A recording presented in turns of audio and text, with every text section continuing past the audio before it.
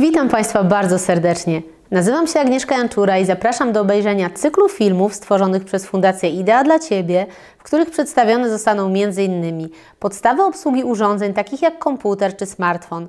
Dowiecie się Państwo, jak korzystać z komunikatorów i ciekawych aplikacji takich jak YouTube czy Google Earth. Pokażę Państwu, jak założyć i korzystać z poczty e-mail, czy też jak zrobić zakupy przez internet. Zajmiemy się także bezpieczeństwem naszych finansów w sieci. W dzisiejszym wideo pokażę Państwu, jak korzystać z telefonu typu smartfon. A na końcu filmu, dla tych, którzy w tym temacie są bardziej zaawansowani, przedstawiam sprytny sposób, jak w kilka sekund, korzystając z komputera, można znaleźć swój telefon. Zapraszam!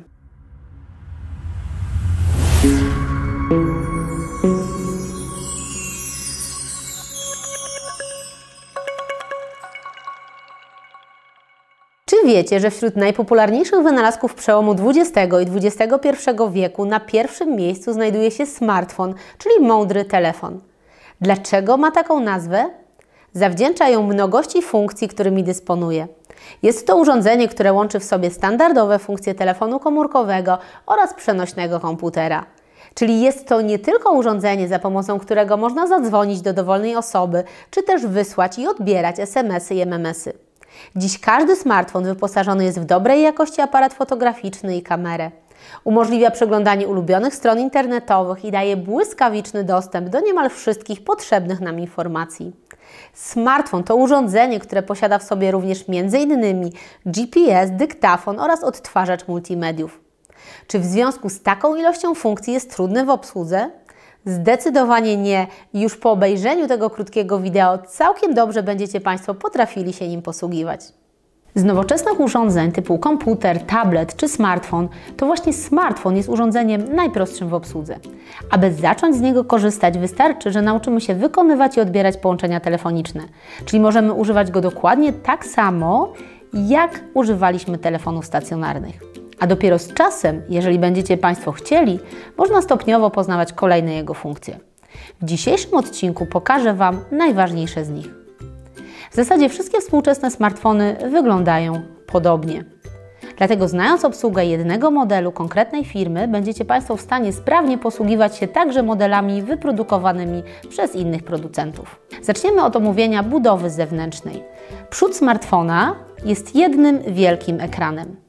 Ten ekran jest wyjątkowy, ponieważ jest dotykowy, co oznacza, że taki telefon możemy obsługiwać po prostu dotykając ekran palcem lub rysikiem. Bardzo często w nowoczesnych telefonach z przodu, u góry ekranu, znajduje się mały aparat fotograficzny, który pozwala zrobić zdjęcie samemu sobie, czyli tak zwane selfie, oraz pozwala na prowadzenie wideokonferencji, czyli rozmów, w których na żywo widzimy się z naszym rozmówcą. Pozostały jeden lub kilka aparatów fotograficznych znajduje się z tyłu tego telefonu. I bardzo często w tej okolicy znajduje się także lampa błyskowa. W tym modelu jest ona zamieszczona dokładnie w tym miejscu. W większości telefonów lampę błyskową możemy także używać jako latarkę, co w wielu sytuacjach może okazać się bardzo przydatne. Warto zwrócić uwagę, żeby nie zasłonić przez przypadek obiektywu palcem, kiedy będziemy robić zdjęcia. Z boku smartfona znajdują się przyciski, najczęściej 3. 2 z nich znajdują się obok siebie i służą do ustawiania głośności. Naciskając jeden dajemy głośniej, naciskając drugi dajemy ciszej. Przycisk pojedynczy służy do włączenia oraz wyłączenia telefonu. Jest jeszcze jedno bardzo ważne miejsce, jeżeli chodzi o budowę telefonu. I najczęściej znajduje się ono od spodu, rzadziej od góry. Jest to gniazdo, przez które ładujemy telefon. Dawniej telefony stacjonarne dzięki połączeniu kablem miały stały dostęp do prądu. Nowoczesne telefony typu smartfon są znacznie wygodniejsze, nie wymagają stałego podłączenia do gniazdka, a za to co jakiś czas musimy je ładować. Najprostszą formą ładowania jest użycie ładowarki sieciowej. Jeden jej koniec wpinamy do gniazdka,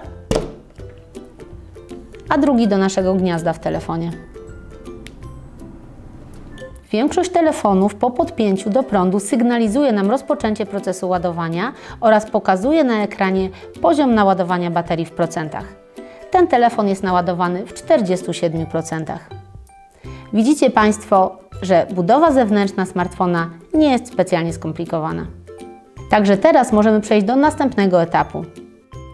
Aby włączyć smartfona, naciskamy i przytrzymujemy przez chwilę ten pojedynczy przycisk umiejscowiony z boku obudowy, z lewej lub z prawej strony, w zależności od modelu. Po kilku sekundach telefon nam się włącza i możemy z niego korzystać. Takim ruchem ręki odblokowujemy ekran. A jak odebrać połączenie telefoniczne? Kiedy ktoś do nas dzwoni, to jeżeli jest to osoba, którą mamy zapisaną w telefonie, wyświetla się jej imię i nazwisko. Lub inna nazwa, taka, jaką mamy przypisaną do tego właśnie numeru telefonu. A jeżeli dzwoni ktoś, kogo nie mamy zapisanego w naszej książce telefonicznej, to wyświetla się nam po prostu jego numer telefonu lub nazwa instytucji, z której do nas dzwoni. W trakcie dzwonienia wyświetla nam się zielona słuchawka, dzięki której możemy odebrać telefon. Należy palcem dotknąć tę zieloną słuchawkę i przeciągnąć palcem, nie odrywając go od ekranu. I już możemy rozmawiać. Po zakończeniu rozmowy dotykamy z kolei czerwoną słuchawkę i jest to informacja dla naszego telefonu, że ma przerwać połączenie. A w jaki sposób możemy do kogoś zadzwonić? Aby wykonać połączenie, możemy zrobić to na dwa sposoby. Pierwszy sposób. Klikamy w ikonę słuchawki na ekranie głównym. Następnie klikamy w te kropeczki i pojawia nam się klawiatura numeryczna, na której wpisujemy numer telefonu osoby, do której chcemy zadzwonić.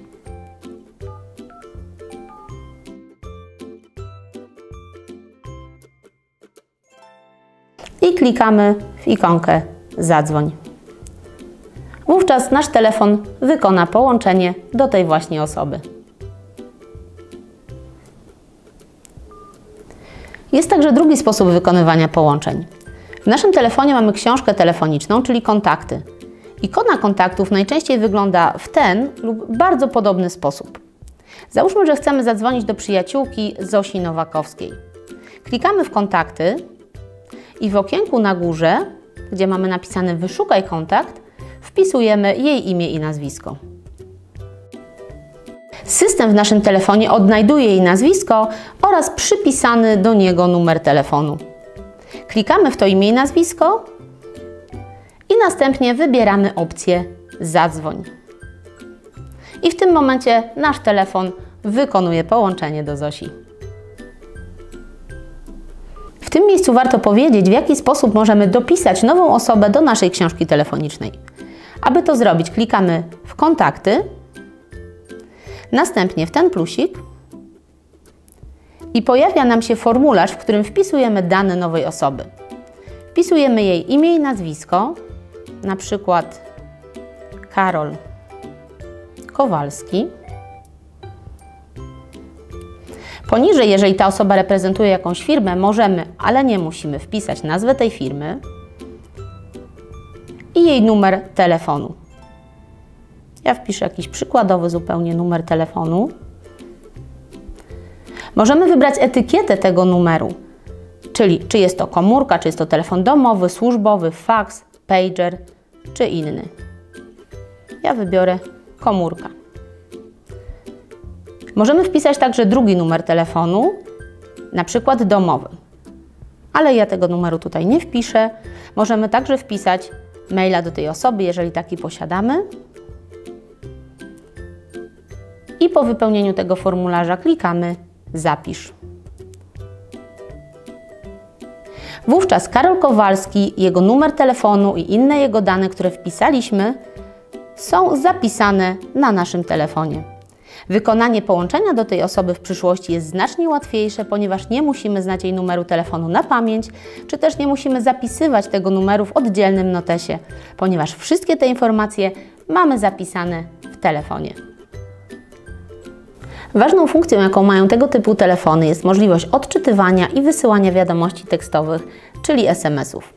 Ikona służąca do odczytywania oraz wysyłania SMS-ów wygląda w ten sposób. Jeżeli na nią klikniemy, zobaczymy wszystkie nasze SMS-y.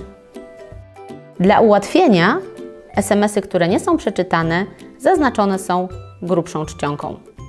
U nas pierwszy SMS nie jest przeczytany. Na samej górze możemy zobaczyć, kto jest jego nadawcą. W tym wypadku jest to Zosia Nowakowska. Jeżeli chcemy odczytać treść SMS-a, wystarczy w niego kliknąć. Zosia napisała do nas: Cześć, zapraszam Cię na kawę. Czy masz czas jutro o 15:00? Zosia. Możemy na tę wiadomość od razu odpisać, klikając w okienko poniżej. Pojawia się nam wtedy klawiatura i możemy napisać: Droga Zosiu, dziękuję za zaproszenie. Do zobaczenia jutro o 15:00.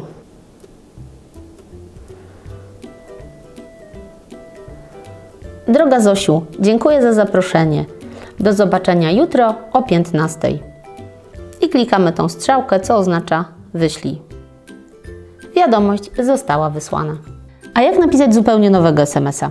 Możemy zrobić to w następujący sposób. Wchodzimy w SMS-y, klikamy w okienko rozpocznij czat i tutaj na górze wpisujemy imię i nazwisko naszego odbiorcy lub numer jego telefonu.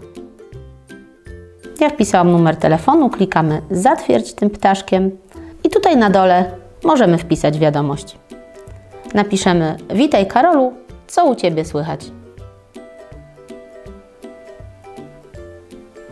I wysyłamy, klikając w tą strzałkę wyślij.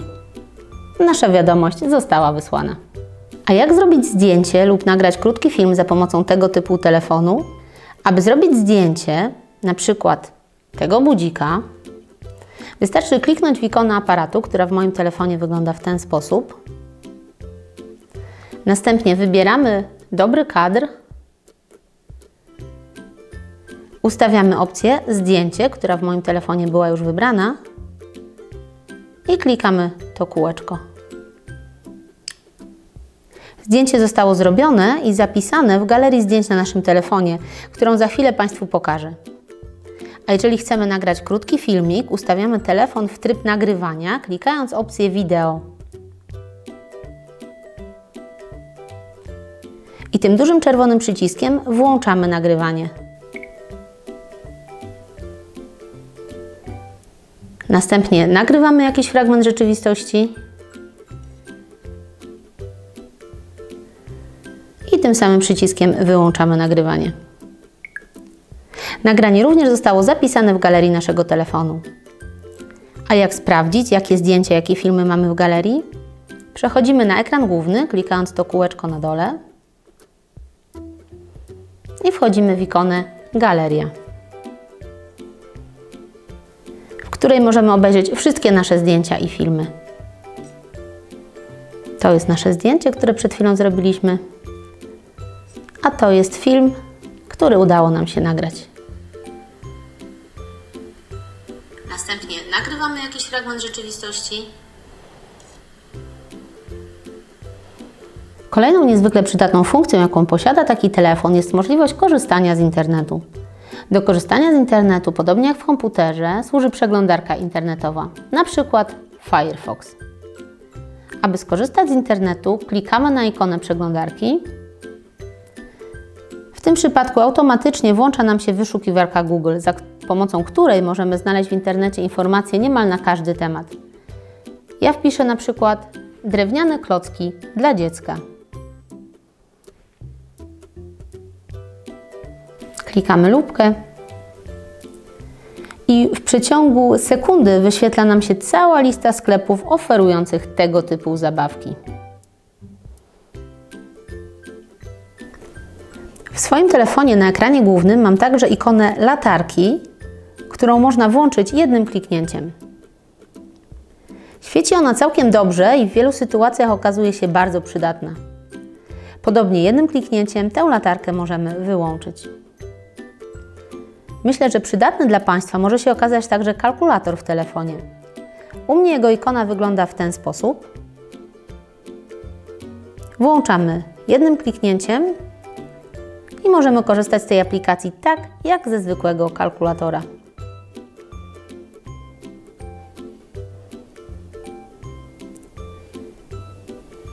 Jeżeli interesuje Państwa, jak korzystać z innych ciekawych aplikacji, takich jak WhatsApp, YouTube, Facebook, Google Maps czy Google Earth, zapraszam do obejrzenia kolejnych filmów, które nagrałam na ten temat. A teraz jako ciekawostkę przedstawię Państwu bardzo przydatny trik pozwalający odnaleźć nasz telefon za pomocą komputera lub innego telefonu. Jeżeli nie wiemy, gdzie odłożony jest nasz telefon, albo gdy go zgubiliśmy, to ta funkcja może okazać się niezastąpiona. Musimy być zalogowani do tego samego konta Google, na którym jesteśmy zalogowani na telefonie. Klikamy w te 9 kropek i klikamy w nasze konto. Następnie po lewej stronie wybieramy Bezpieczeństwo. Przewijamy w dół do pola Twoje urządzenia i wchodzimy na nasze telefony. Wybieramy telefon, którego szukamy i klikamy Znajdź urządzenie. Możemy kliknąć na przykład Odtwórz dźwięk i już słyszymy, gdzie jest nasz telefon. Jeżeli byłby zgubiony, to lokalizacja pokaże nam, gdzie on jest dokładnie. Telefon znajduje się w siedzibie Fundacji Idea dla Ciebie. Mam nadzieję, że ten film zachęcił Państwa do rozpoczęcia swojej własnej przygody ze smartfonem, a w następnym odcinku pokażę Wam, jak samodzielnie korzystać z komunikatorów, aby prowadzić wideorozmowy, wysyłać i odbierać zdjęcia czy wiadomości tekstowe. Dziękuję za dzisiaj i zapraszam do subskrybowania naszego kanału. Do zobaczenia!